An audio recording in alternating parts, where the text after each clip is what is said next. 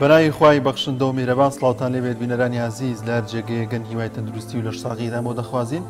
ئەمڕۆژ بارمەتی هاوکاران لەگەڵ هاوکارم جەلال محەممەد هاتینەوە خزمەتتان بۆ پێشکەشکردنی بەرنامەیەکی نوێی پەیامی ڕۆژ دەخوازین کە سەرجەم بڕگۆ بابەتەکانی ئەمڕۆژمان جێگەی سوود و ڕەزامەندی ئێوەی عزیز بێت. ئازیزان و خۆشەویستانی پەیامی ڕۆژ، سڵاوی خوای پەروەردگارتان لێبێت. بڕگۆ بابەتەکانی پەیامی ڕۆژ کەمڕۆ بۆمان ئامادەکردوون دوو بڕگەی سەرەکیمان هەیە کە بابەتی یەکەمیان لە دوای کۆتایی هێنان و سەرکەوتنی کۆنگرەی چوارەمی کۆمەڵی دادگەری کوردستان کاردانەوەی جۆراوجۆری بە دوای خۆی داهێناوە کە دیارە هەندێک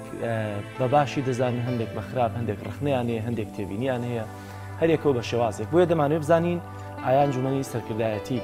کۆمەڵی دادگەری کوردستان چۆن مامەڵە لەگەڵ کاردانەوەکانە دەکات، یاخود بەگشتی دەبێت چۆن مامەڵە لەگەڵم کاردانەوەیدا بکرێەوە و ڕخنانە چۆن وەربگیرێکە. تەوەریەکەمان لەسەرم بابەتەیەوە. تەوەری دووەمان لە هەولێرەوە عیمران هاوکارمان پێشکەشمان دەکات، میوانێکی تایبەتی دەبێت لەسەر بەرهەمی چاکەکردن لەگەڵ دایک و باوک. بابزانین هایاگەر چاکەیەک لەگەڵ دایک و باوکمانە بکەین بەرەمەکەی چۆن دەچێنینەوە. بۆیە جیاواز لەم دوو تەوەرەش دیارە کۆمەڵێک زانیاری و ڤیتیمان بۆ ئامادەکردوون کە تا کۆتایی بەرنامە لەگەڵمانە بن بۆی کە پێشکەشتان بکەیت. وڵازان سەرەتا دەچینە لای کەشوهەوا بزانین گۆڕانکاریە کەشوهەوایەکان چین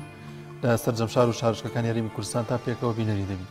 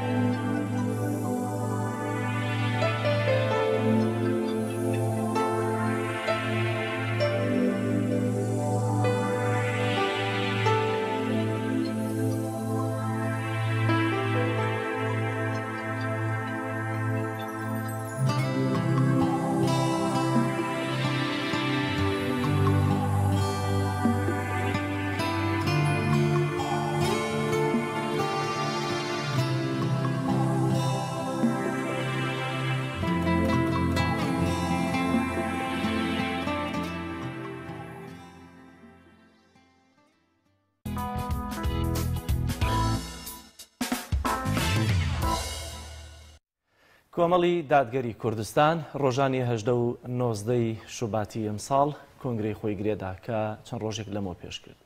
کۆنگرە بە سەرکەوتی کۆتایی پێهات. گرنگترین بڕیارەکانی کە کاردانەوەی بە دوای خۆی دایەنا گۆڕینی ناوی ئەمیر بوو بۆ سەرۆک و هەروەها ناوی کۆمەڵی ئیسلامی کوردستان بۆ کۆمەڵی دادگەری کوردستان. ئەمانە کاردانەوەی بە دوای خۆیان داهێنا بۆی بزانین لە ئێستادا چۆن دەبێت مامەڵە لەگەڵ کاردانەوەکانە بکەین و ئەوە ئەو ڕەخنەوە پێشنیارانەی کە هەن لە پێناو باشکردنی کۆمەڵی ئیسلامی کوردستان چۆن گیان بکەینەوە لەوانەی کە لە کاتی ئیسلامیەکە ئەمیان قوبوڵ بوون لە کاتی دادگاریەکەش ئەمیان قوبوڵە تەنها فێر بوون ڕەخنە بگرن چۆن مامەڵە لەگەڵ ئەمانە بکەین. میوانێکمان دەبێت لە سۆرانەوە کەویش بەڕێز ماڵ سامەروان گەڵاڵی ئەندامی سەرکردایەتی کۆمەڵی دادگەری کوردستانە ماوەسەگەن سڵاوی خوا لێبێت و ئەم کاتت باش. خوا لە ئێوەش بێ و هەموو کاتێکتان باش و سڵاوی خوا لە بینەرانی بەڕێزی کەناڵی پەیامی خۆشەویستمان. زۆر سپاس. ماوەسەگیان چۆن ئەم کاردانەوانە باش و خراپەکانیان لە یەک جیا بکەینەوە؟ ئایا بەگشتی بڕیارەکانی خۆمان کە کۆنگرەیەکی سەرکەوتوو بوو ئەمان ڕاگەیاندووە دەکرێت پاشگەسیش ببینەوە لێیان؟ بسم الله الرحمن الرحیم. وەڵام سوپاستان دەکەم بەس من بەوە دەست پێ دەکەم عەزیزەکەی خۆم پێغەمبەری خوا عەلەیهی سەڵات وسەلام دەفەرمێ من حوسن الئیسلام المەرئی تەرکه ما لا یعنی. ئینسانی ئیمانداری ڕاستەقینە پێغەمبەری خوا عەلەیهی سەڵات وسەلام وا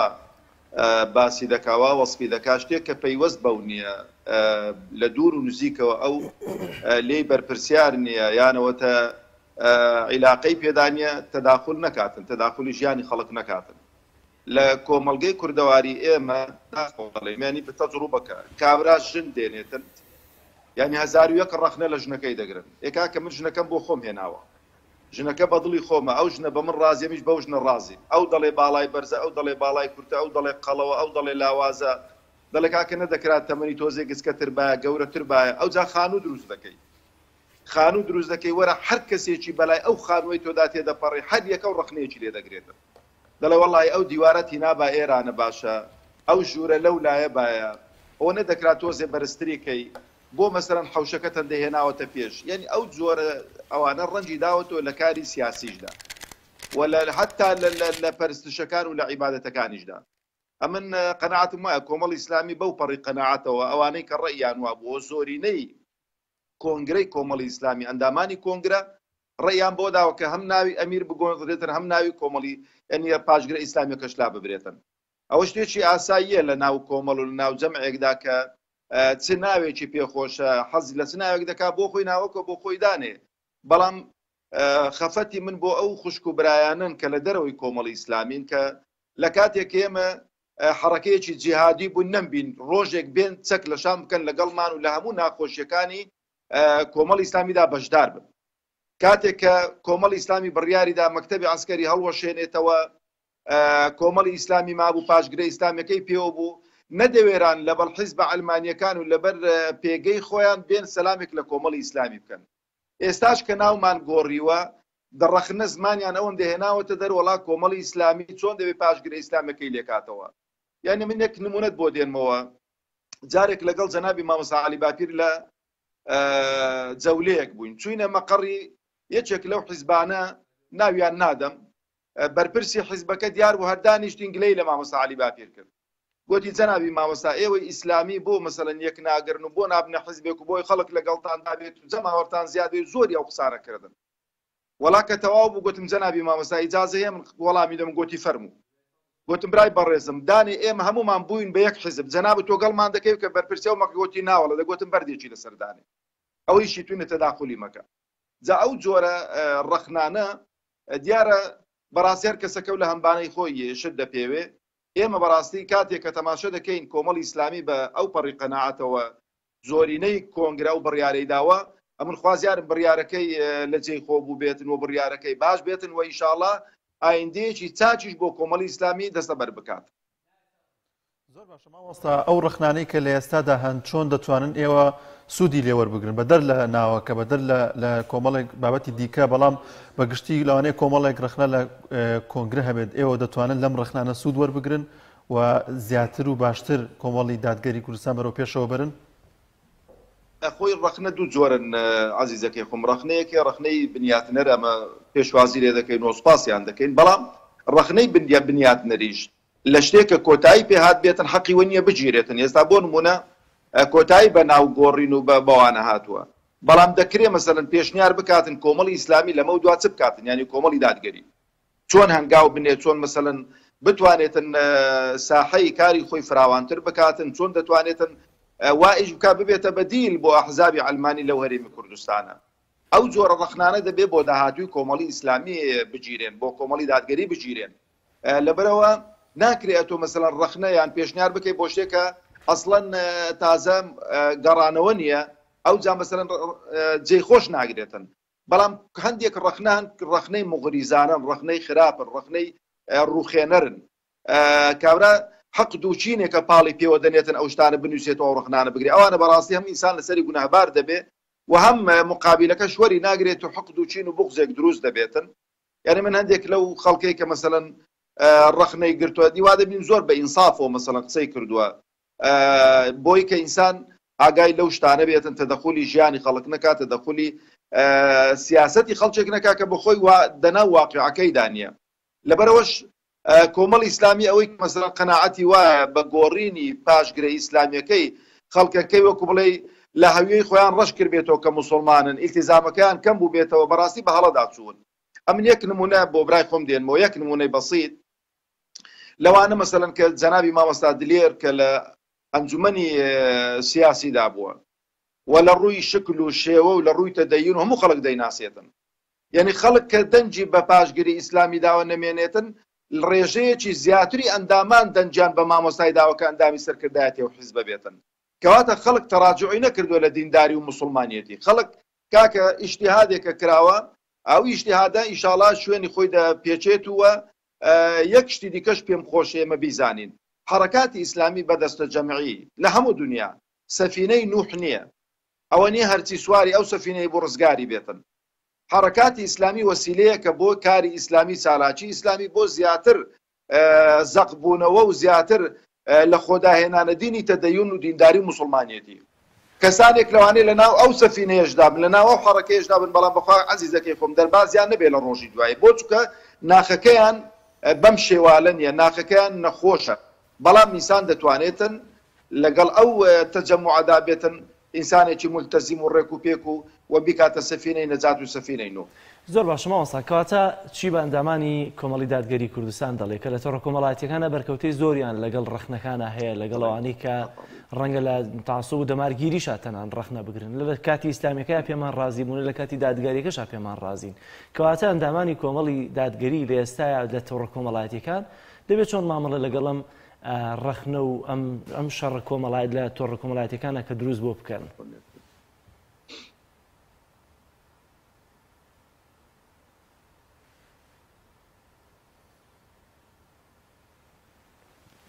مامۆستا گەر گوێت لێمە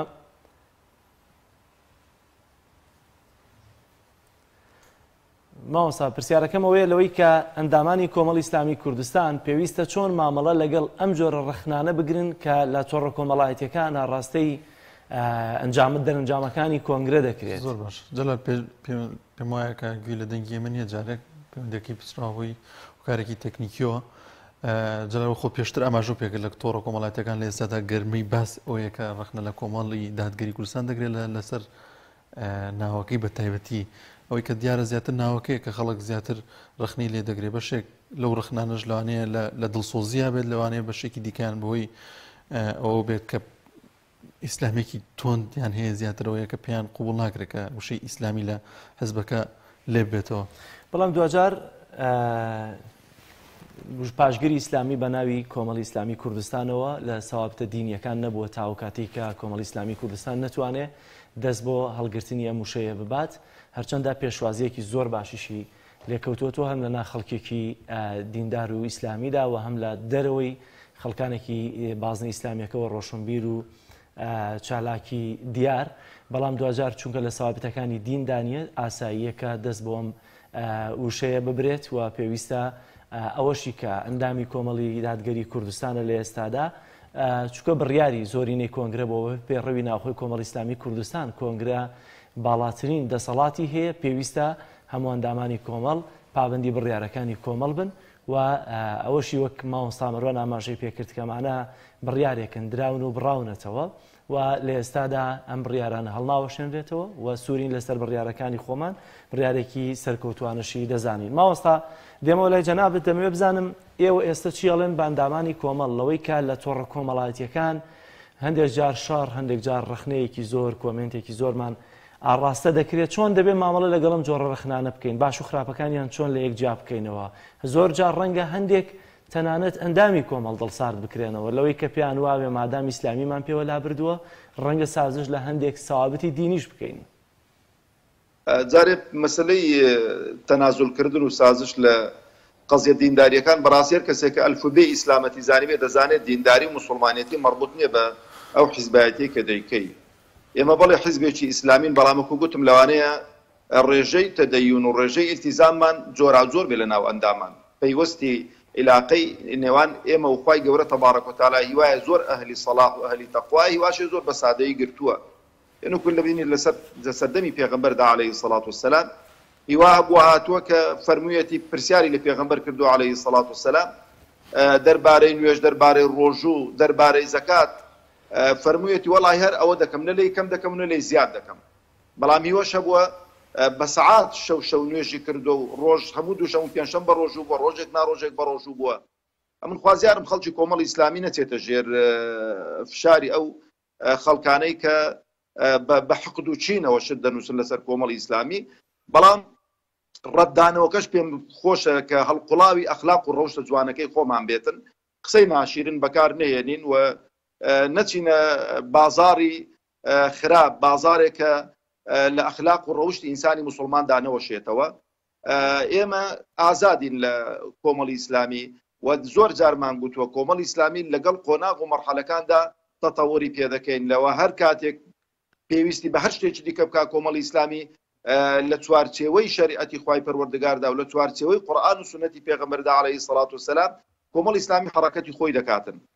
و کۆمەڵی ئیسلامی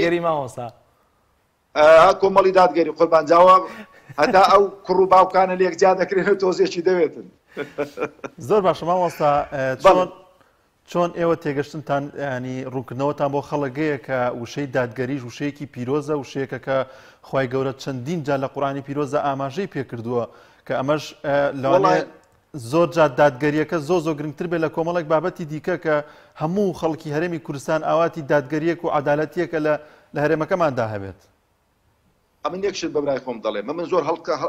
وەچکۆ بدێ هەڵوەستە ناکەم لەسەر ناو چکە ناو لەلای من زۆر گرنگ نییە ناوەرۆک گرنگە یعنی من دووسێن مونە بۆ برای خۆم دێنمەوە. حەرەکەی تالیبان خۆ هیچ پاشگرێکی ئیسلامی لە پێش و لە پاشەوەی نییە وەنیە کاکە گیان بەڵام بەهۆی ئیلتیزامیان بەدینەوە بەهۆی گرتنەبەری هۆکارەکانی سەرخستنی دینی خوای پەروەردگار تەبارەک و تەعالا لەو جەوەی کە ئەوان تێیدا یعنی کە لە قائمەی ئیرهابدا بوون بەڵام وایان لە ئەمریکا کرد چۆچیان بە ئەمریکا دادا بە جلوبەرجی خۆیان بە سیمای ئیسلامی خۆیان و هیچ ناوێکی پاشگر و پێشگریشیان نەبوو توانیان کە ئەمریکا ملکەتکەن بۆ هەموو ئەو شەرت و شروطانەی کە هەشیان بوو. گرنگ ناوەرۆکەکەی عەزیزەکەی خۆم ئێمە دەکرێت ناویشمان پاشگر و پێشگری ئیسلامی نەبێ بەڵام ناوەرۆکەکەمان بەڕاستی موسڵمانی باش و موسڵمانی ساڵح و تەنازل نەکەین لەو عەقیدە و بیر و باوەڕەی کە هەمانە. یعنی من قەناعەت ناکەم پیاوی چۆک و مامۆستا عەلی باپیر کە ئەمیری کۆمەڵی دادگەریە یعنی تەنازل لە مەبدەیەک بکاتن کە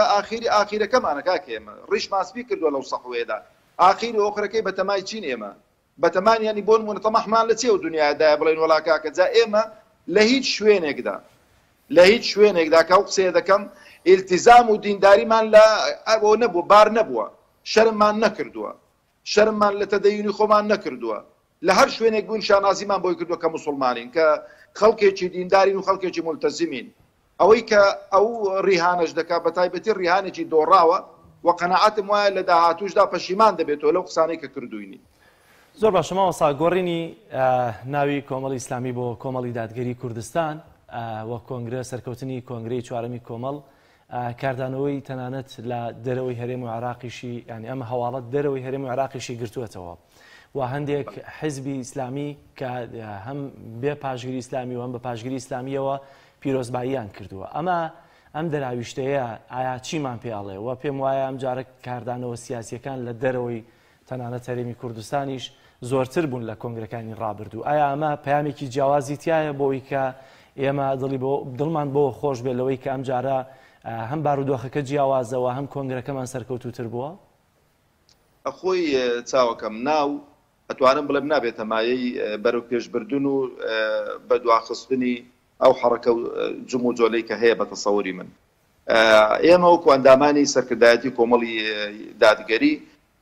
ئەتوانین بە هەوڵ و کۆششی خۆمان بە جۆدی خۆمان وە سیاسەتی کۆمەڵی دادگەری ئەو ڕۆڵ دەبینێ بەڕاستی کە بتوانێتن هەم لەگەڵ وڵاتانی دراوسێ هەم لە ناوخودی کوردستان و لە عێراقیشدا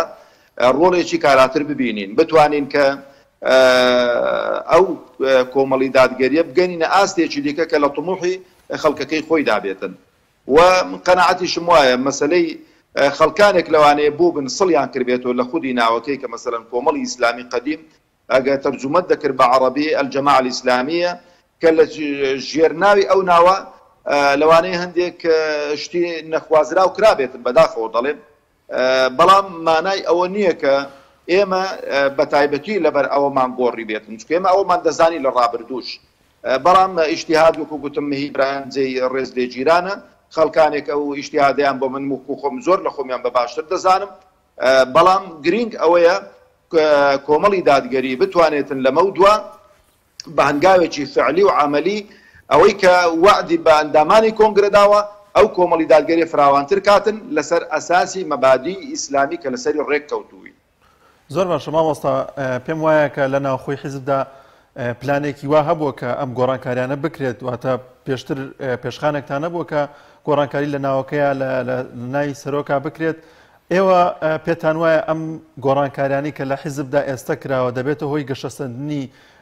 کۆمەڵی دادگەری کوردستان، دەبێتە هۆی ئەوەی کە زیاتر ئەندامانی کۆمەڵی دادگەری کوردستان ڕوو لە زیادبوون بکەن و ئەوانەی کە پشتگیری لەم حیزبە دەکەن زیاتر ڕوو لە زیادبوون بکەن؟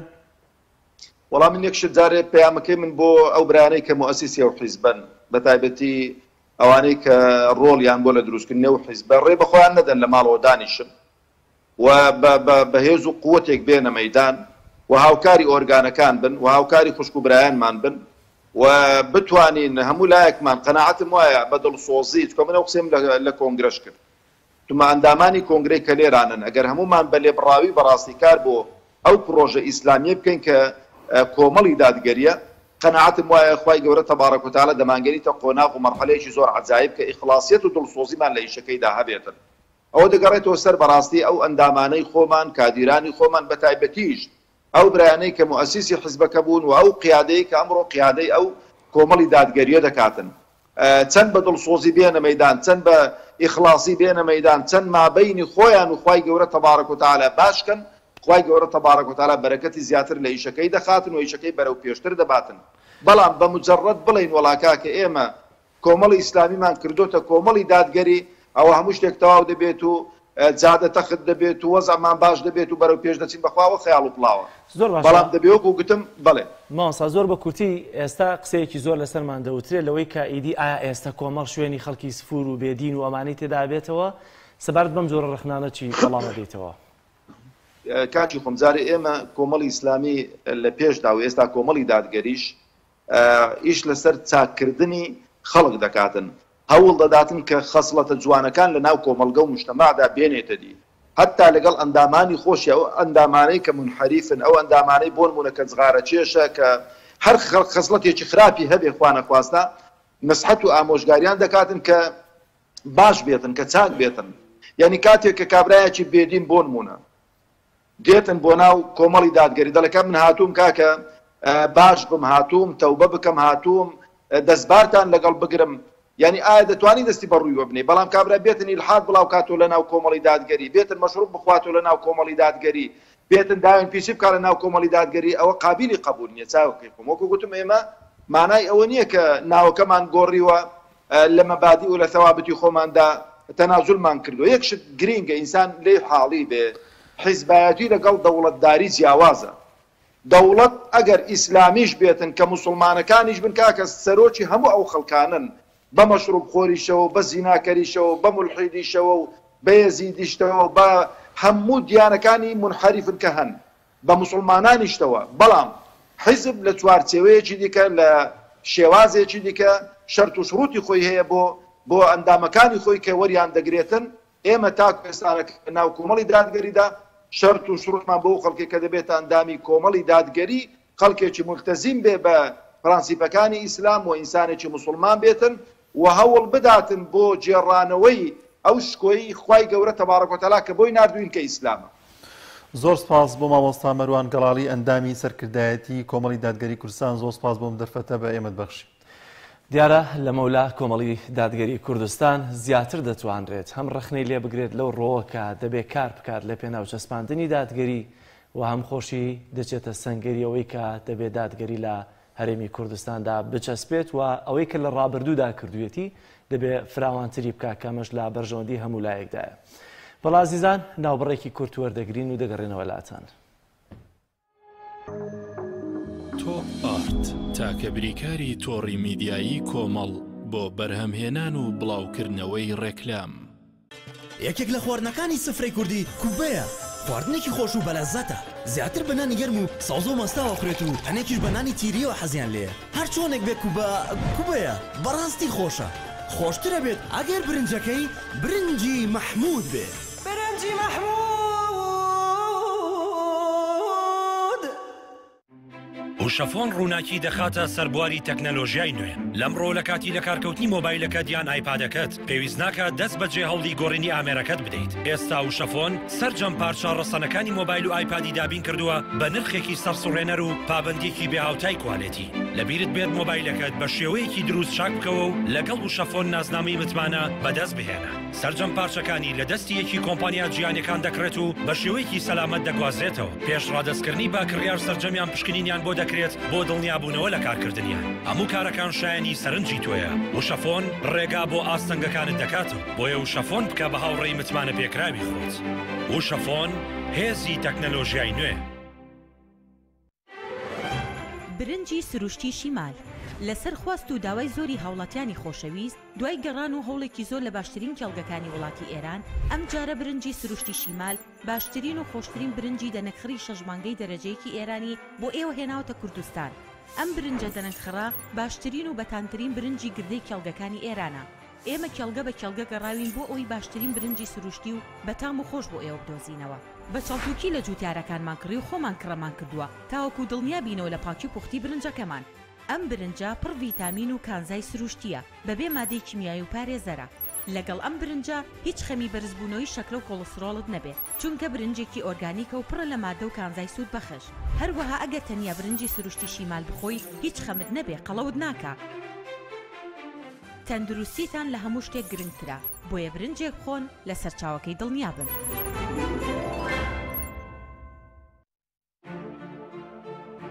بە باشترین کواڵەتی دەستمان پێکرد و وەک هەمیشە باشترین بەرهەم پێشکەش دەکەین. کارگەی هەڵاڵە بە ئەزمموی 12 ساڵی ڕابردوو لە دروستکردنی بوتڵی غازی ماڵان کە ئێستا لە تەواوی کوردستاندا بوونی هەیە بەردەوامە لە خزمەتکردن و ئێستا هاوشێوەی کارەکەمان تەمکی غازی LPG بە هەموو قەبارەکانیەوە بە باشترین کواڵەتی و ستانداردی ئەوروپی لە ژێر چاودێری کواڵەتی کۆنتترۆلی حکوومەتی هەرێم و کۆمپانیایەکی تایبەت بە چێککردنەوەی تانچەکان لە ڕووی کواڵەتی و دانانی ئەکسسواراتی ئیتاڵی بەردەوامە لە بەرهەمهێنان. ئێستا هاوڵاتیان و هاوردەکاران دەتوانن بێ دوودڵی تەمکی غازی هەڵاڵا بەکار بهێنن کە گرنتی سەداسەدی لەگەڵە بۆ ماوەی 10 ساڵ وەک هەمیشە لە هەرزانی نرخ و باشی کواڵەتیدا بێڕکابەرین. کۆمپانیای هەڵاڵا باشترین جۆر سەلامەتی هەمیشەیی.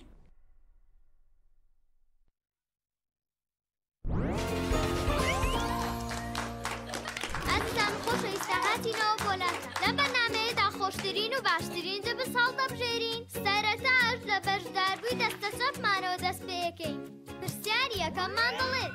کام لەم تامی جوفسانە خۆشترینە؟ سرکە، مریشک، ئیندۆمی، پەنیر. ئیندۆمی. وەڵامەکە زۆر ڕاستە. ئێستا دەچینە لای بەشداربووی دەستە ڕاست. پرسیاری دووەممان دەڵێت کام جۆری جبس منداڵە زیاتر ئارەزووی دەکەن؟ سەدڵ، کیسە، خێزانی هەمویان. بە دنیایەوە هەمویان. وەڵامەکە زۆر ڕاستە. ئازیزان خۆشەویستان، بەشداربەکانمان خاڵەکانیان یەکسانن. کۆتا پرسیار ئاڕاستی هەردووکیان دەکەین. کامیان زووتر وەڵامیاندایە دەبێتە براوی پێشبڕکێکەمان پرسیارەکەشمان دەڵێن هەموو ئەوانەی کە وتمان لە چ جبسێکدا هەیە بۆسە ئەوانەی کە باسمان کرد بەس لە جبسی نینیایە لە هیچ جبسێکی تران نەم خواردووە ئەوە تا لەناو جانتاکەشمان پێما حەزەکەن خۆشتان تاقیکەنەوە دڵنیام هەڵبژاردنە ڕاستەکە جبسی نینی بێگومان وەڵامەکە زۆر ڕاستە دڵنیە ئەو جبسەی وێنەی نییە کەرتامێکی بێخۆشە بۆ من بۆ ئەو بۆ تۆشە ئادەی پێم بڵێن چییە؟ جبسی نینی تامێکی لە یاد نەکراوە تۆپ ئارت تاکە بریکاری تۆڕی میدیایی کۆمەڵ بۆ بەرهەمهێنان و بڵاوکردنەوەی ڕێکلام.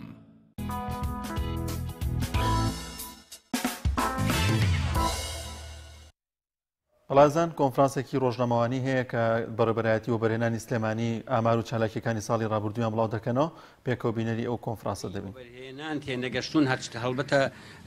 خەڵکێکی زۆر لەوانەش کە لە پلەپایی حکوومەتان یا لە پەرلەمانان بەڕاستی هەتا ئێستا لەوە بەرهێنان وەکو خۆی وشەی بەرهێنان چی ئەگەیەنێ لی نەگەشتون. وە بەرهێنان بریتە لە چی؟ وە بەرهێنان کاتێک کە حکوومەت بودجەکەی بەشی بودجەی ساڵانە ناکە و پێویستی بەوەکە کە سەرمایەدار و خاوەن پارەکان بێنە پێشەوە بتوانن ئەو کورتێنانەی لە بودجە لە شوێنەکە دروستە بێ ئەو پرۆژانە لەلایەن خەڵکانێکە بکرێت کە پارەیان پێەیە ئەو خەڵکانە هەر کەسێکە بن خەڵکی وڵات بن و ئەوە کارێکی باشە ئەگەر بتوانن ئەوان بەشدار بن وەکو کەرتی تایبەت لە دروستکردنی پرۆژەی گەورە و گرنگ بۆ شار و وڵاتەکان. هەڵبەتەوە بەرهێنان خۆی بۆ خۆی بەم شێوەیە ئاکرێ لە هەموو دنیاە وشەی investment and trading دووشەن بە یەک کۆلکاون لە هەر وڵاتێکە ئەگەر وە بەرهێنان سەرکەوتوو بوو واتە تیجارەتی سەرکەوتووە بێ و ئێمە هەمووتان ئەزانن ئێمە لە زروفێکی زۆر ناخۆش و لە قێرانێکی دارایی و چەندەها ساڵە نەمانتوانیوە کە خەڵک دابمەزرێت بۆیە تۆ بێ لە ڕێگایکی کەوە کار بکەی بۆی بتانی ئەو بۆشایانەی کە دروست بووە بە شێوەی لە شێوەکان پڕیکەیتەوە. هەڵبەتەوە پرۆژەی وەبەرهێنان یەکێکە لەو بابەتە گرنگانەی کە ئەتوانی لە ڕێگای پرۆژەی وەبەرهێنانەوە هەم وڵات ئاوادان کەیتەوە و هەم دەستی کار و خەڵک بازار ببوژێنیتەوە. وەبەرهێنان گرنگە لە هەموو وڵاتانی دنیا و ئێستاش یەکێ لە سێکتەرە گرنگەکانی هەموو دنیاە. ئێمە بەو معلومات و شارەزایی کە هەمانە لەسەر یاسای وەبەرهێنان لە زۆربەی وڵاتەکان من زیاتر لەوانەیە لە 22 وڵات یاسای وەبەرهێنانی بخوێندو بێتەوە و توانی بێتم شێوەی یاساکەیان چۆن بەکاریە. یاسای ئێمە یاسایکی باشە و ئەوانەی کاڵێن یاسایەکە بۆ گەردەڵی کراوە من لێرەوە ئەڵێم ئەگەر ڕاستەکەن با بێن لەگەڵ یاساکانی دنیا بەراوردی کەمزانی یاسای ئێمە باشە یان نا لەگەڵەوە شاڵێم یاسای ئێمە پێویستی بە هەموارکردنەوەیەوە پێویستی بەوەیە هەندێ امتیازات زیادکرێ و بەرامبەر بەوە هەندێک سزا دیاری بکرێ بۆی بتوانرێ بەڕاستی بە شێوەیەک بەکار بێ کە بۆ خزمەتی خەڵک و وڵات بێ. من سەیرم لێیە زۆرێک لە ڕاگەیاندەکان و لە مقابلەیەکی ئەم ڕۆژانەی خۆزگا لێرە بوو دیپلۆماتیک مەگەزین باسی لەوە کرد کۆمەڵێ پرۆژە لێرە زەویەکان زەوی داگیر کراوە و زەوی نازانم چی ئەوشتانە بابەتێک بوون هەڵبەتە من وەڵامیشم مایەوە بەڵام ئەمێ ئەو ڕاستیە بۆ ئێوە بڵێم. پرۆژەی وەبەرهێنان بەبێ زەوی ناکرێ ئێوە خەڵکی نا خەڵکی وڵات من دڵنیاتان ئەەکەمەوە کە هیچ بابەتێک لێرە بەدەر لە یاسا و ڕێنمایی نەکرێت دڵنیاتان ئەەکەمەوە دڵنیاشتان ئەەکەمەوە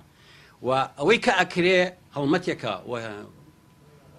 بۆ ئەوەی بتوانین کارێکی باش وڵات ئاوادانکەینەوە و دەستی کار و خەڵکیش ببوژێتەوە.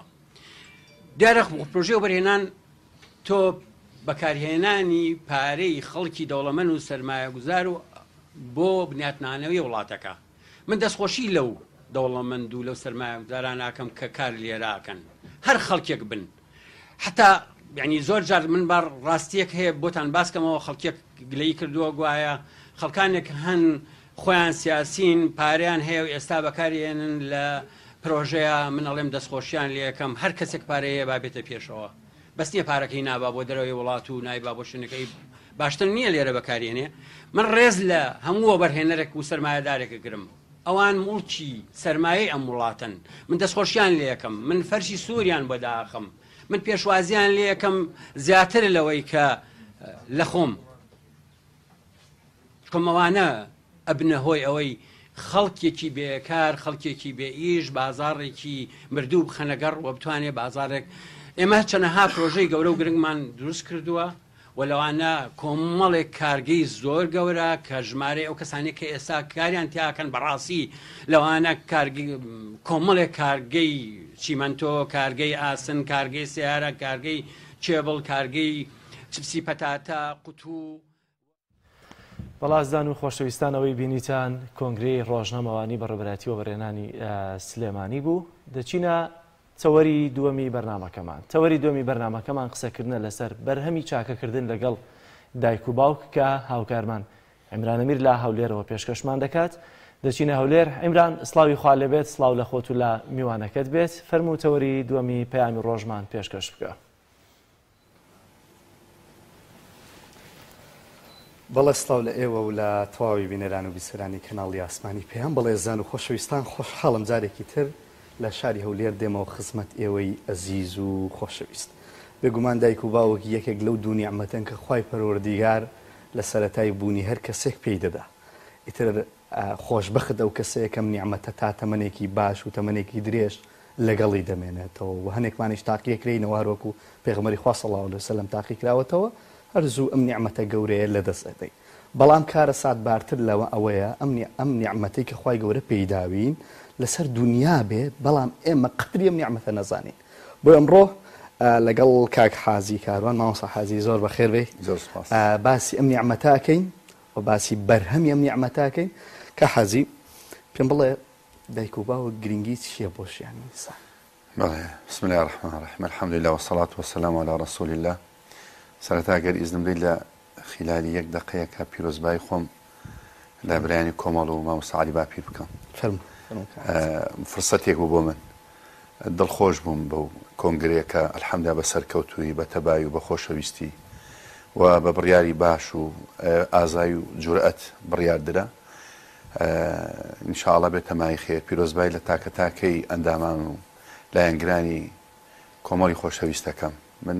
هەم کۆمەڵ و هەم یەکگرتو لای من ئەوە چاوێکە و ئەویش چاوێکە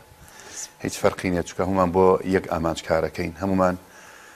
ئەمانەوێ ئەم کۆمەلگایە مۆرکی دینداری خۆی و مۆرکی بەها جوانەکانی خۆی لە دەست نەدا یەک ئامانجمانێ یەک هەدەفمانەیە لەم کۆمەلگایە بتوانین زیاتر و زیاتر پێکەوە بەڕێی خۆمان بەو ڕێبازە جوانەی خوای گەورە فێرمانی کردووە هەم خزمەتی دین هەم خزمەتی ئەم خەڵکە بکەین ئینشاءڵڵا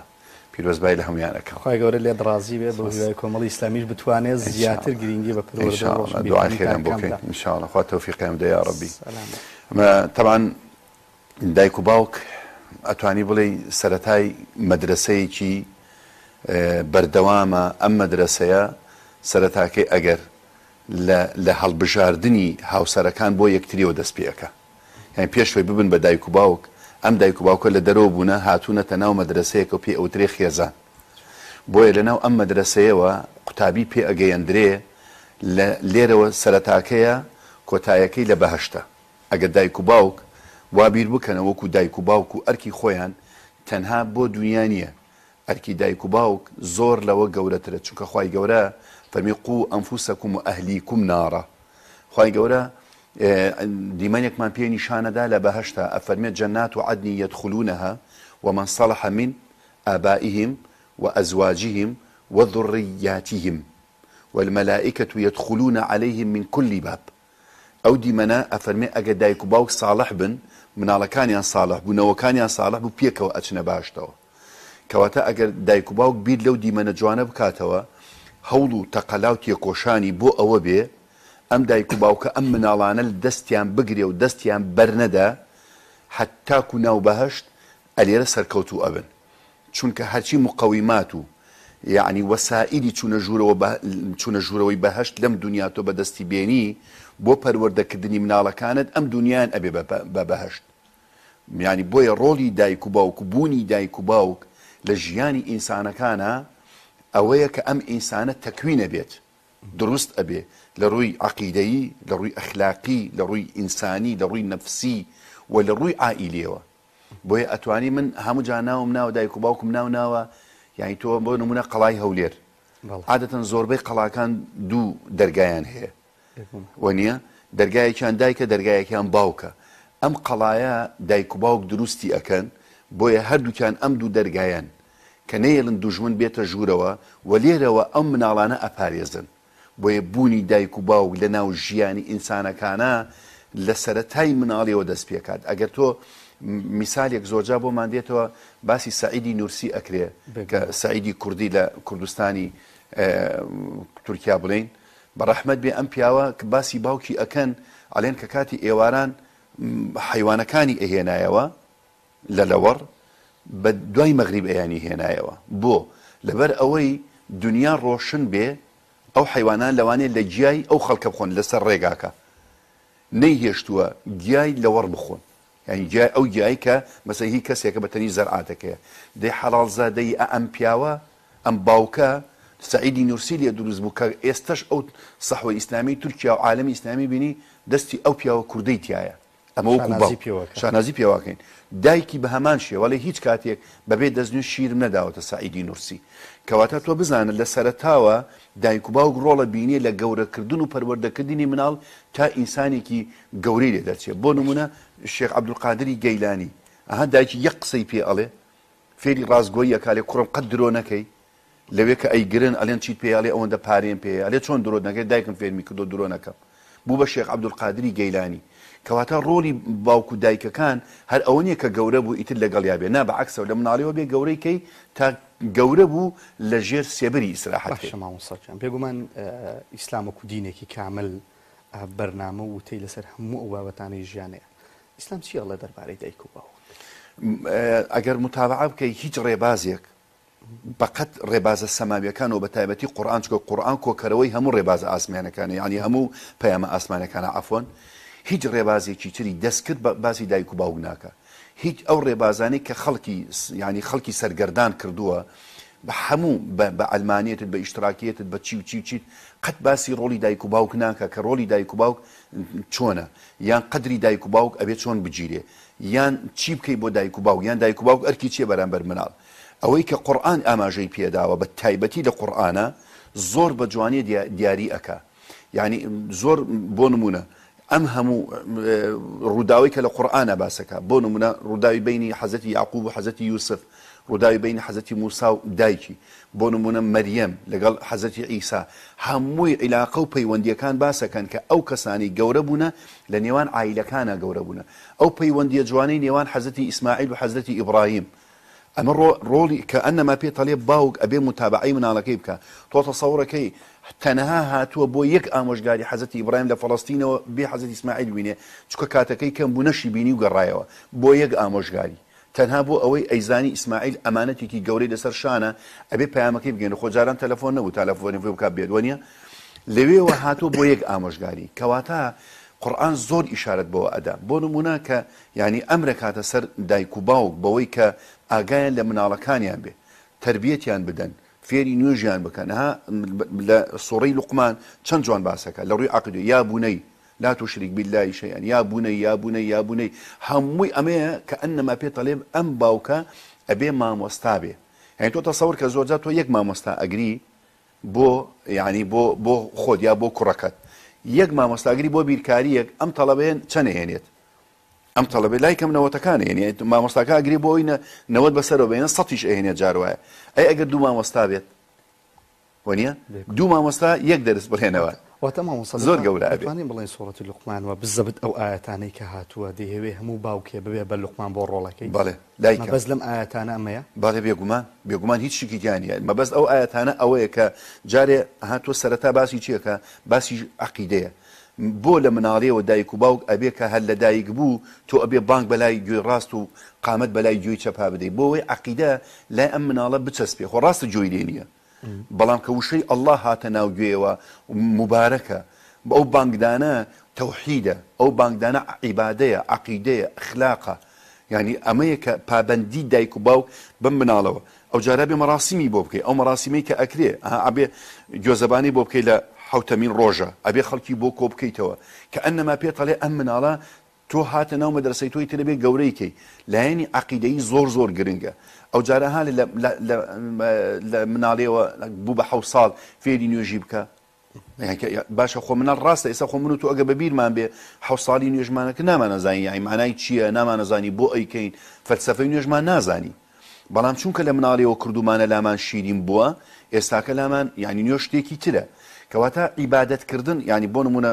یەکێک لە ئەرکەکانی دایک و باوکەوەیە ئەم مناڵە بێجگە لە عەقیدە فێری عیبادەتیشی بکە ئەو جا مەسەلەکانی تر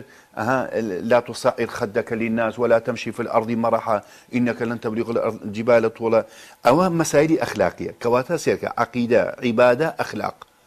لسوري لقمان أركي دايكو باوك لپروردك الدنيا منال أمسي الشتية أو جا باسي وقل ربي زدني علما لبقى حدث يوسف كواتا أمس سيتشار شتا عقيدة وعبادة وأخلاق وعلم وايلي كله بس استاكا علمك كان بيش خستوه حەزەکەم مامۆستا بێمە سەر ئێستاکە باسی ئێستاکەم کرد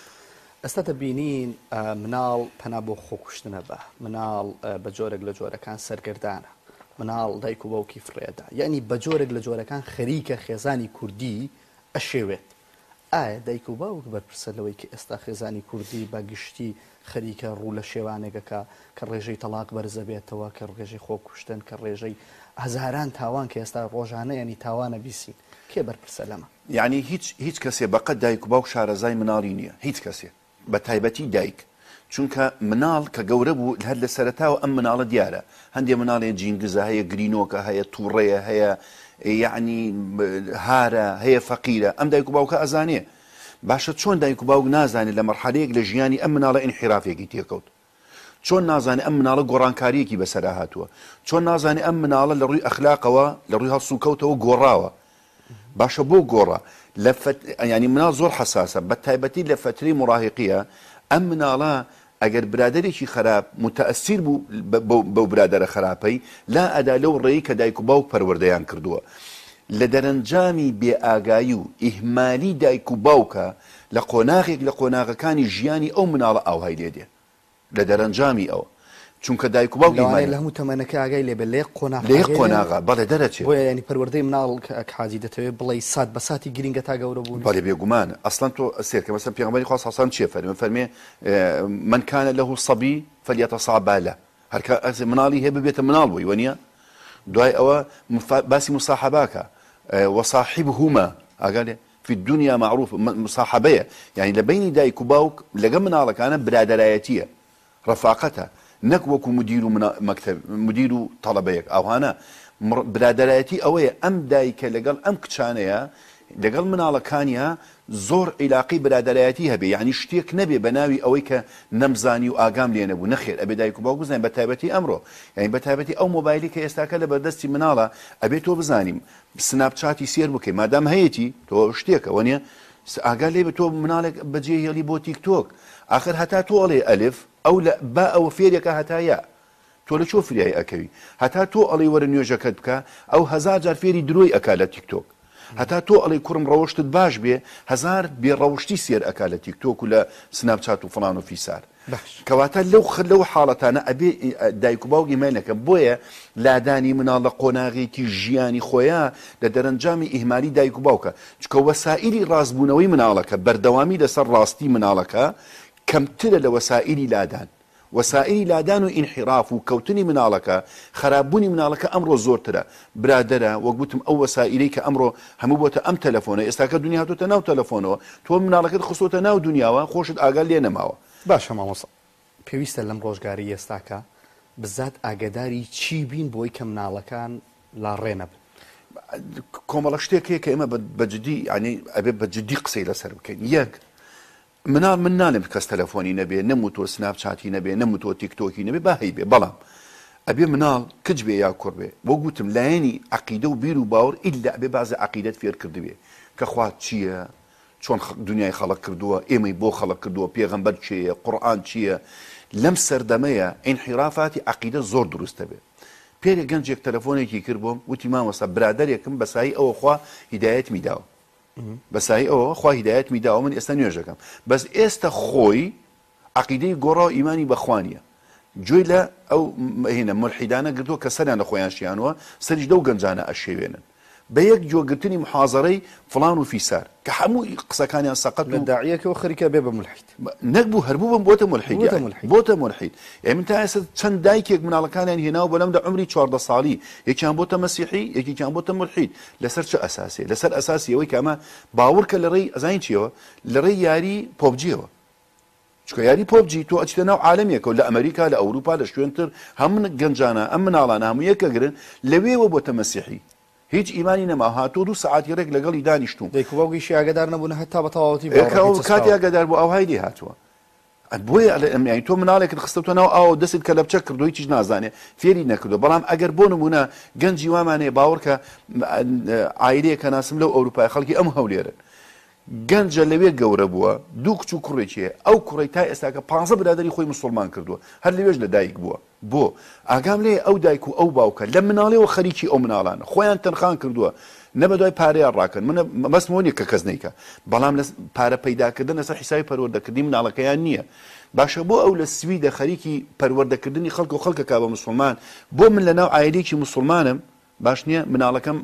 ببێتە ملحید و بێباوڕ و بەرەو ڕێی خراپ بچێت باشە خراپبوونی منداڵێک دەستی خەتا جەنابە بۆ کەی ڕاکێش کە حاچی بە دەرەجەیەک دایک و باوکە هیچ شکیتیانە چونکە مستەحیلە یعنی مناڵ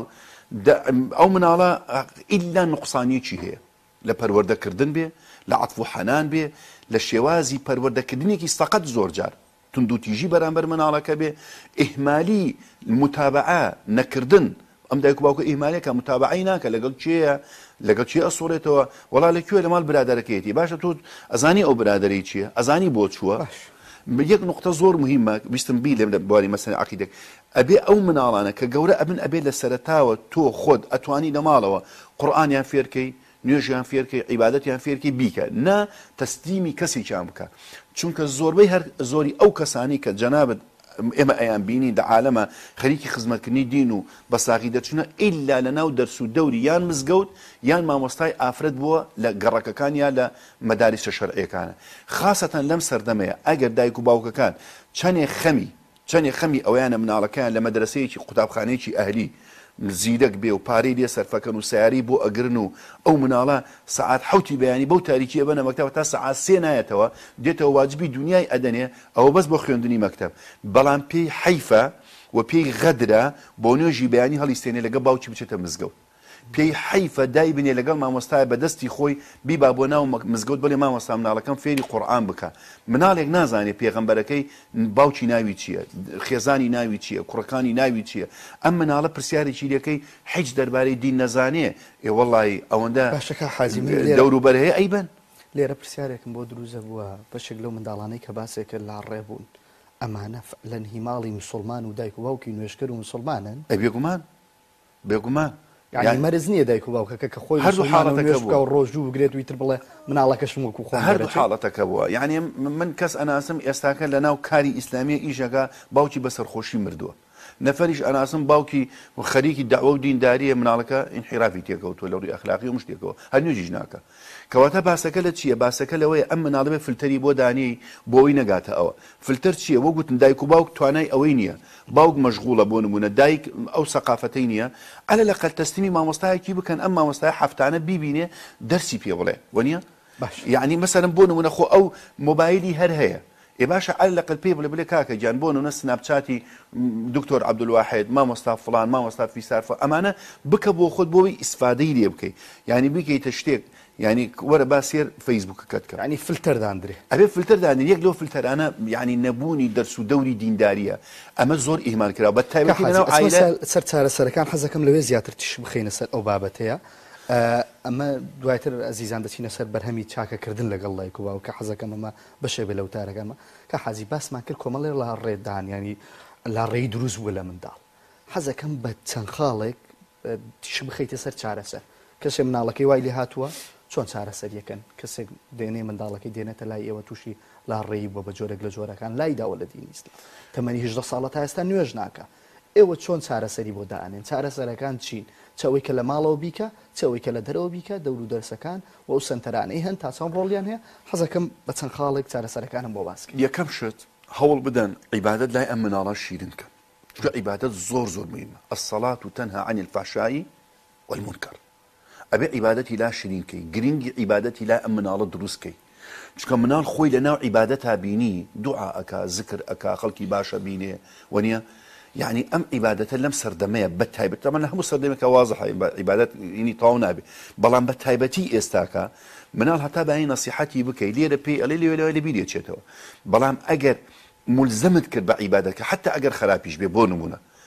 نێری دەست لە عیبادەت بەردە کچە بە قسەت ناکات لە چک بکە بەس مێ لە نوێژەکانی نەکە ئیلا بێ بیکە نوێژەکانی بە ڕۆژوو بێ پشتی بۆ بێنە لە مناڵ لەناو عیبادەتا بێرینەوە ئەوە نقطەی یەکەم دوو مەسەلەی پەروەردەکردن ئەگەر ئەم دایک و باوکە بە خۆیان ناکرێت پەروەردەی ئەم مناڵە بکەن زۆر تەبیعیان دەیەها دایک و باوک هاتووە بۆ لای ئێمە دانیشتوین لەگەڵ مناڵەکەیە دایک و باوکەم دەرکردووە دەرەوە لەگەڵی دانیشتومە سێرەکەم ئەم دایک و باوکە خەلەلی ئەم مناڵە نادۆزنەوە زۆر جار هەن نەوع شەرمێک لە نێوان مناڵەکە و دایک و باوکە دروستە بێ سێرەکەی ئەم کچە لە بنەوە هەڵخەڵەتێنراوە ئەم کوڕە برادەرێک هەڵی خەڵەتاند و هێناومە هەمومان خسۆتە سەر دەست بابەتەکان لەگەڵ عیلاجم کردو ئێستا زۆر باش بووە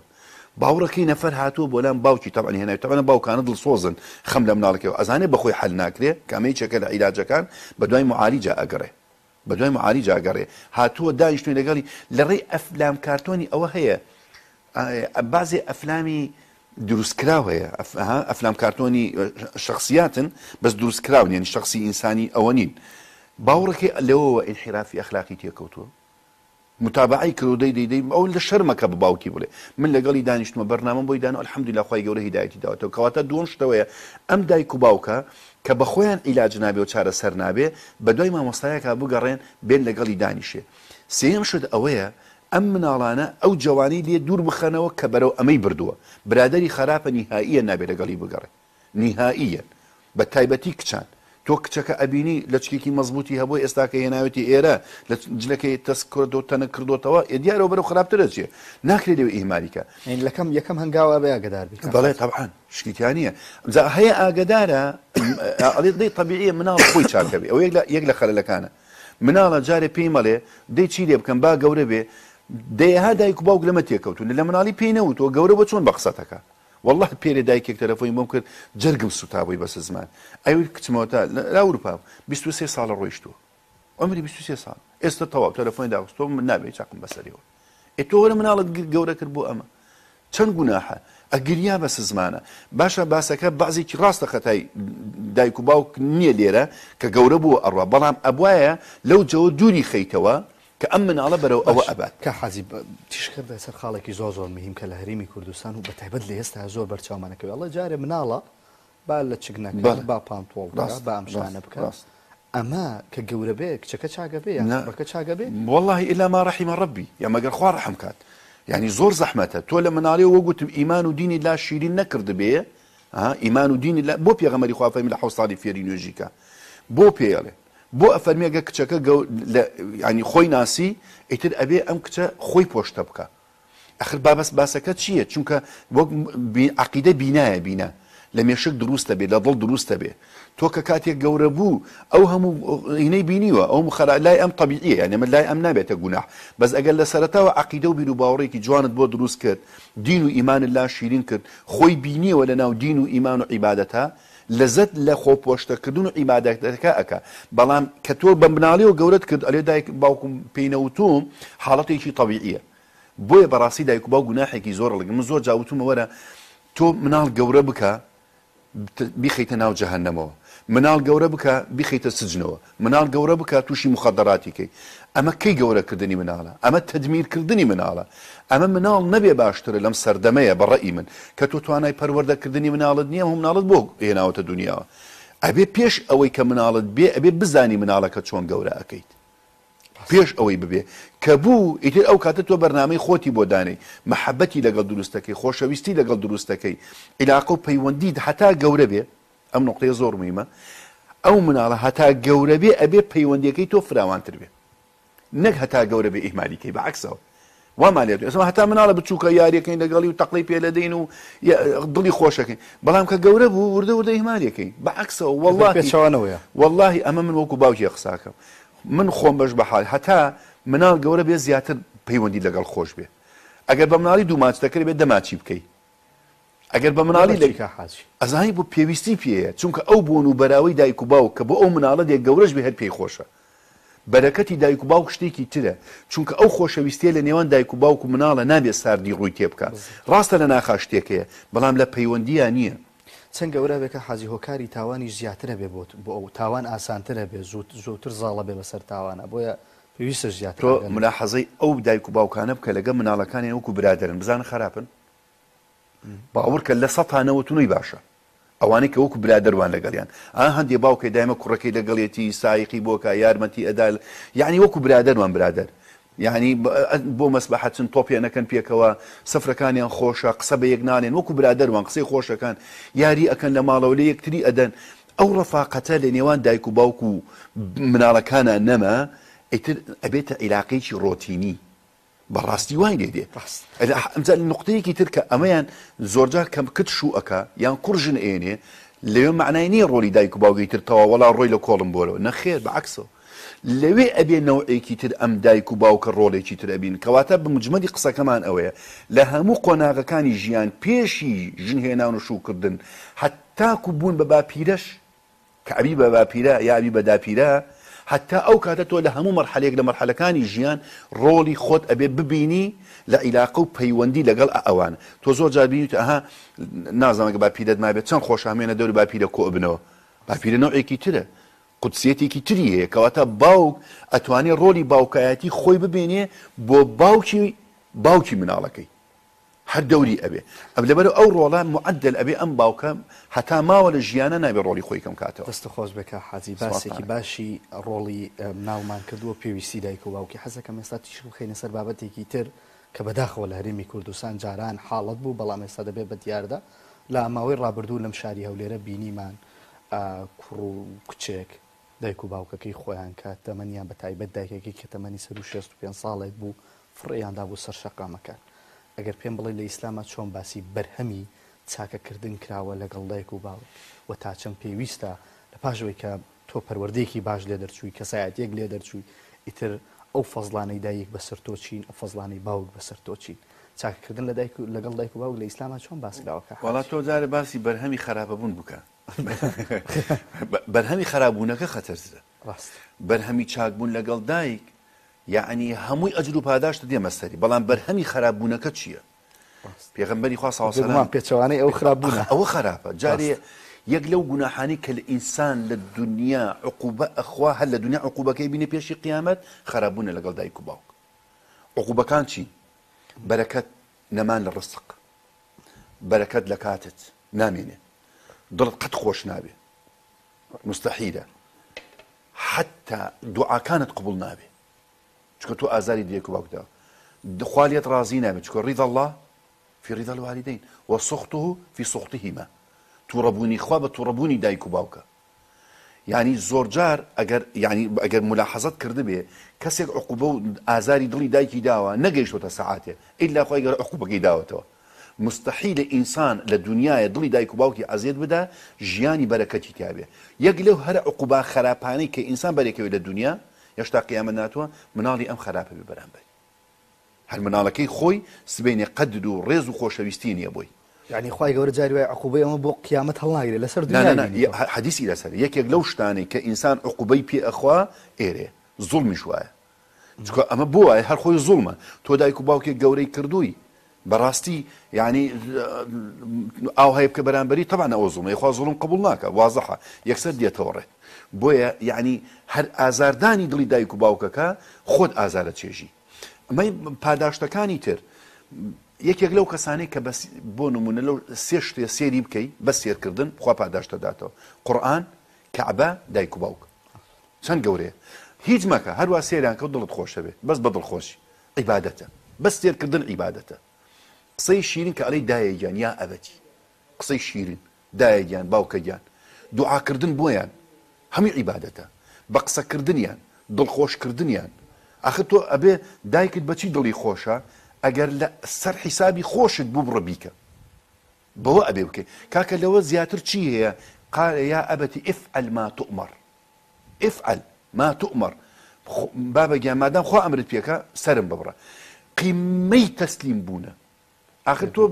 باوک تەلێ مەچۆ دەرەوە کوڕم لەگەڵ و برادەر قەرابە مەگەڕێ سێر حەزەتی ئیسماعیل کە پێغەمبەرێک لە پشتی هاتە دەرەوە ئاگا لێ چەند بەرەکەتە بە قسەکردنی باوک وەنیە وەرە تۆ بە قسەی باوکت مەکە بڵێ پێغەمبەری دەتوانێت بڵێن تەسلیم بوونە بۆ فەرمانی من مامۆستایەکە ناسم بە ڕەحمەت بێ زۆر هەوڵێدا لەگەڵ کوڕەکەی ئەو کوڕی بە قسەی نەکرد وەفاتی کرد ناوی بڵێم ئەزانی پیاوێکی زۆر مبارەک و دیندار و ئەهلی سەڵاح بوو لەم شارەیە وەڵڵاهی ڕۆژە لە سەیتەرە هاتم سەیتەرەی هەولێر وتی مامۆستا پێش ئەوەی تۆ بێی چەند گەنجێکمان گرت و دێزانی چێری وتی کوڕی ئەو مامۆستای ئەو مخەدەڕاتی پێ بوو ئێستا وا سجنە حکم درەوە ئەمەنە باوکی ئازیەتدا ئەتوانم بڵێم باوکی بەهۆی ئەوە وەفاتی کرد ئێستا حالیان 8 ساڵ حکم بووە وا لە سجنە يعني يكسر أوي بويا سيرك رضا الله في رضا الوالد خوار ليت رازي أبي والله بركته وكيت عمر توا بركته كيت الرزق توا قد نكي دايكو باوك بقوري تو داخل كم هندي كسية كجن أيهني لبر خاطري جنكي براسيم ديار ده زورك زور خراب أو حديثي لسر يعني هر كسيك لبر خاطري أوي جني يعني جنيك لبر خاطري بياوكي جن كمل لو بابته توزك بلان بعام بياوايا يعني دبر أوي كجنكي دولي عاجز خوي كاتا قرباني خيزاني ناتشي والله نفر ناس مالي 2 ساڵە دایک و باوکم نبینی وليان عاجز چی تێ بۆ مانەکە حاجیتو آخر أو وجواتو هيك نكرد بيه نعبادات تقبل أبيه ندعاء قبول أبيه براسي تو لقى برادر يكتا برادر يك ديندار مسلمانة نك بلاش أو هيج براد بيخش ببرادر بيصير رجل قال يقصنا كي صير رجل قال يقصنا كي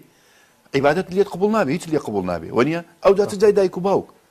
أو هيك اللي قبولنا به ونيا قطع الصلة الرحم ئەگەر تۆ لەگە کەسێکا قەتعی سلەی ڕەحم کە یعنی لەناو عایلەشت نەبێ برادێک و خزمێک بێ نەچی خوا قەتعی سلەی ڕەحمت لەگەڵەکە لەگەڵ دایک و باوکە قەتعی سلەی ڕەحمت کرد چی لێ دێ ماڵوێرانیە کە بەڕاستی بۆیە یعنی ئەو بابەتە ئینسان ئەبێ دایک و باوک چەندێ خراپش بوو بەرامبەرت چەندێ قسەیان پێدوو چەندێ بێڕەحمش بوون بەرامبەرت باشیش نەبوون لەگەڵت ئیلا ئەبێت و هەر باش بی کە حاجی چۆن ئەم کێشەیە چارەسەرکەین بەڕاستی ئەمە دیاردەیەکی زۆرەکە کوڕکاتێ ژن تێنێ زۆر جا دایک و باوکی خۆی قوربانی خێزانیەکە چی بکە بۆی کە نەخێزانی لەدەستدانە دایک و باوکی ئەزانی ئەمە جارێ ئەبێ بزانێ ئەو خێزانی کە هەڵی بژاردۆ چۆنە ئەوە یەک لە مشکیلەکانە ئەگەر خێزانێ خێزان بێ ژنێ ژن بێ وا ئەکات پیاوەکەی لەگەڵ بڵێ ماڵە باوکیا بە بچڕێ بەعکسەوە ئەبێ جارێ لەگەڵ ئەم ژنەدا بنیشێ عەقلیەتی ئەم ژنە هەڵسەنگێنێ بەرامبەر ئەوەی چۆنە بەرامبەر عائیدەت نابێ مشکلی بۆ دروستکە نابێ ئاژاوی بۆ دروست بکە ئەبێ ئەم ژنە کەسێک بێت تەشجیعی پیاوەکە حتا بۆ نمونە بعضی ژنێ لەوانە لەگە خەسوویان مەزبوط نەبێ بڵێ کاکە من نایەن تۆ بچۆ تەشجیعی بکە یارمەتیان بدە بچۆ دەستیان ماچکە بە دەمیانەوە بڕۆ ئەگەر چیلۆیە پرتەقاڵت بۆ ئێمەیە نەبوو ئەوانیشی بەرە ئەبێ زیاتر تێوێ ئەگەر وانە بوو کە ژنێک بوو بە مایی ئەوەی لە دایک و باوکت بکە بەڵێ ئەبێ بەڕاستی حەدێکی بۆ دانی چارەسەرت کرد باشە چارەسەرت نەکرد ئەگەر ئەم دایک و بلەسە حسابی دایک و باوک بێ بەدەستی خۆت ماڵی خۆت وێرانەکەی نەوەڵا ئەو کاتە زانیت هەروایە یان ئەوە تەباژنەکە هەر نەچێ حتا بگاتە حەدی وازێنان خۆ حەزەتی ئیبراهیم کە کاتێک دێ بۆ لای حەزەتی ئیسماعیل بە خێزانی ئەڵێ حاڵتان چۆنە ئەڵێ وەڵا هیچ باشنی یەک ناشکوری دەرەبڕێ ئەڵێ ئەگەر هاتەوە پێی بڵێ دەرگاکەی دەرەوە بگۆڕێ دێتەوە ژنەکەی وازە ژنەکەی دێنە چونکە بۆ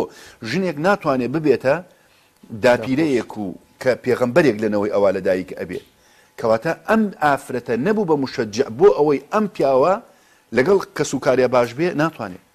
ژیان دروست نابێ بەڕاستی بۆیە نابێ پیا و مەجال بۆ بابەدە بدا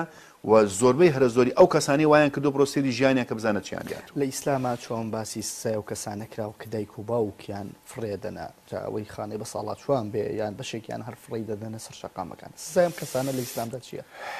وەڵاهی وەک گوتم یەکەمین شت شکاندنی ئەمری خوایە چونکە ئەنیش کوردی وەلی واریدەیک کەواتە شکرانە بژێر نییە ئینسانێک شکرانی ئینسانەکانی نەکرد من لەم یشکوری ناس لەم یشکوری لا کەواتە نەبوو بە ئینسانێکی شکرانە بژێر وایە دوو قسەی خوای شکان بەوەی وەصاحیب ما فی الدنیا معروفەی نەکرد هەموو قسە شکاندنی خوایە وەنیە وەخفض لهما جناح الذل من الرحمەی نەکرد نەیوت ینی بەڕەحم نەبوو بەرامبەریان دڵی خۆش نەکردن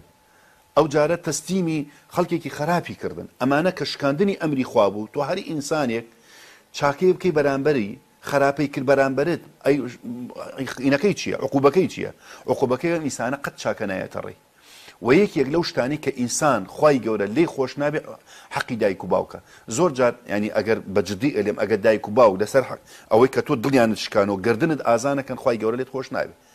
ئەم حەدیسە وازەحە دایک و باوک لێت ڕازی نەبن خوا لێت ڕازی نابێ کە خوش لێت ڕازی نەبوو گەورەترین عقوبەیە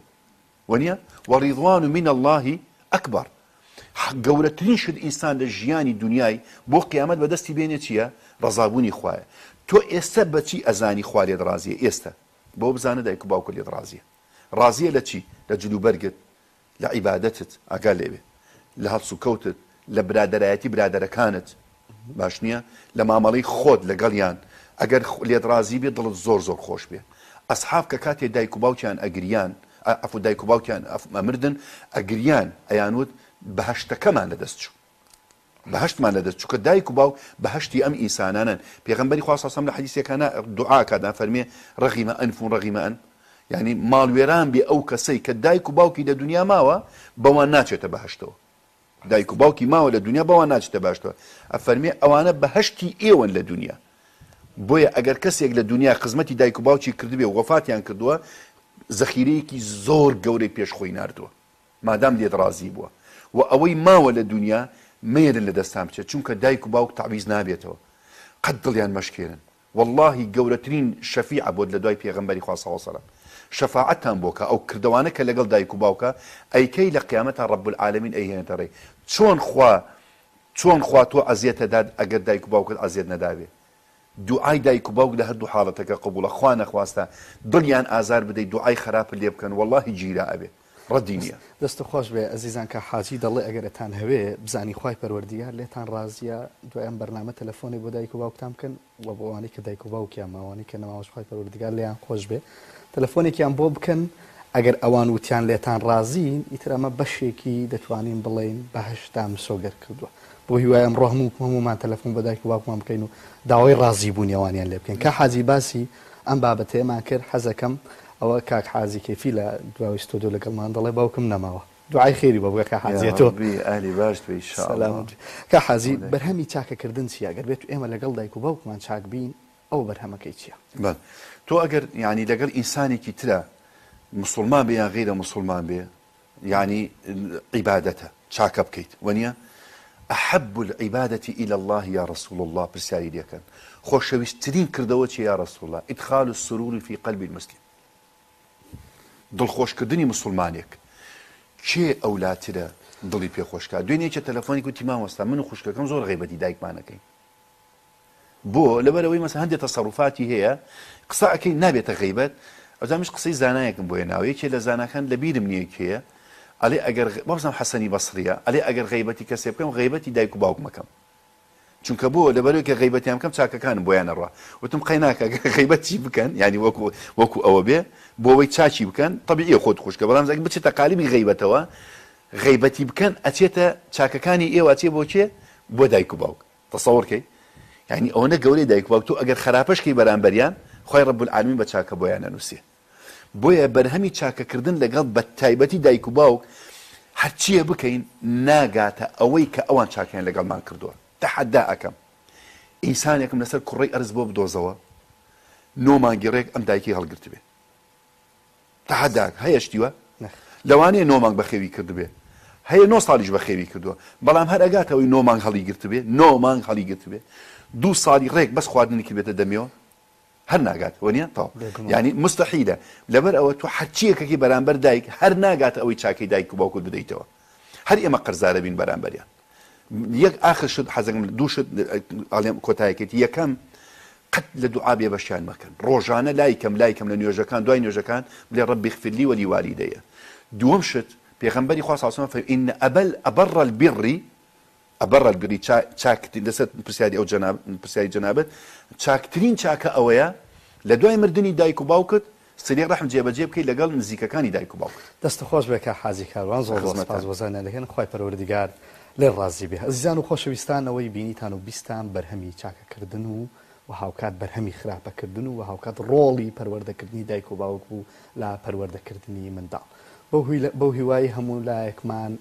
بتوانین تا ماوەی خزمەتی دایک و باوکمان بکەین. ئەزیزان و خۆشەویستان دەگەڕێم و لای هاوکارانم لە شاری سلێمانیەوە. زۆر سپاس بۆ هاوکارمان ئەمران لە هەولێرەوە، سپاس بۆ میوانەکەت بۆ پێشکەشکردنی تەوەری دووەمی پەیامی ڕۆژ. بەڕازان ڤیتیەکمان هەیە کە لەگەڵ بارینی بەفر زۆرێک لە گەشتیان ڕوو لە ناوچە شاخاویەکان و ڕوو لە ناوچانە دەکەن کە بەفری لێ دەبارێت. هاوکارمان ئازاد و مەراوی لەو بارەوە ڤیتێکی بۆ ئامادە کردوین، پێکەوە بینەری دەبین.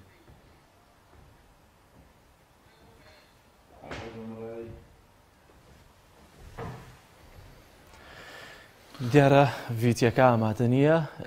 سبێنێ پێشکەشتان دەکەین، سبێنێشر بەر دەمێنێت دانیار. سپاس دەکەم بینەرانی عزیز، پڕگەواڵەتەکانی پەیامی ڕۆژ کۆتاییان پێهات. سپاس بۆی کە بینەرمان، سپاس بۆ هاوکاران لە پشتی کامێرە و کۆنتڕۆڵ. تا سبێنێ پێتان دەگەینەوە، بەخوای گەورە مێرەبانتان ئەسپێرین. خاتان